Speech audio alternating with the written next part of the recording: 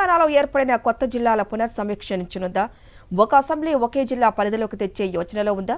పరిస్థితులు చూస్తే అవుననే అనిపిస్తోంది. త్వరలో సెగ్మెంట్ల సెటిల్మెంట్పై రివ్యూ జరిగే అవకాశం ఉందని సెక్రటేరియట్లో చర్చ జరుగుతోంది. తెలంగాణ ఏర్పడిన తర్వాత అధికారంలోకి వచ్చిన బీఆర్ఎస్ 33 జిల్లాలను ఏర్పాటు చేసింది. ప్రజా అవసరాలను దృష్టిలో పెట్టుకోకుండానే ఇష్టారాజ్యంగా జిల్లాల ఏర్పాటు చేశారని ఇప్పుడు అధికారంలోకి వచ్చిన కాంగ్రెస్ పార్టీ భావిస్తోంది.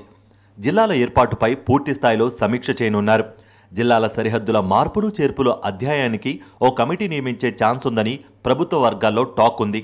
అన్ని వర్గాలు ప్రజల అభిప్రాయాలను సేకరించిన తర్వాత అధ్యయన కమిటీ ఇచ్చే రిపోర్ట్ ఆధారంగా తుది నిర్ణయం తీసుకోవాలని ప్రభుత్వం ఆలోచిస్తోంది. జిల్లాల పునర్సమీక్ష కోసం రిటైర్డ్ జడ్జ్, ఐఏఎస్ ఆఫీసర్లతో ఓ కమిటీ ఏర్పాటు చేయనున్నట్టుగా తెలుస్తోంది.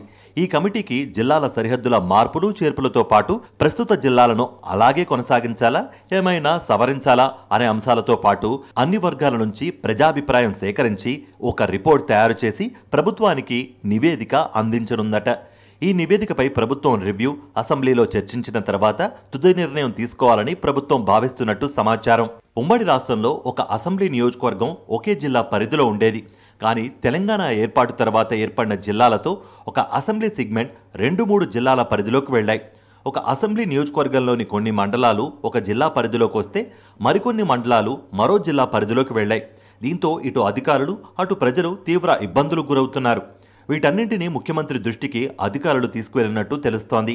రాష్ట్రపతి ఉత్తర్వులకు ఏమాత్రం విఘాతం కలగకుండా జాగ్రత్తలు పాటిస్తూనే సరిహద్దు సెగ్మెంట్ల సర్దుబాటుపై నిర్ణయం తీసుకునే విధంగా అడుగులేస్తోంది కాంగ్రెస్ సర్కారు.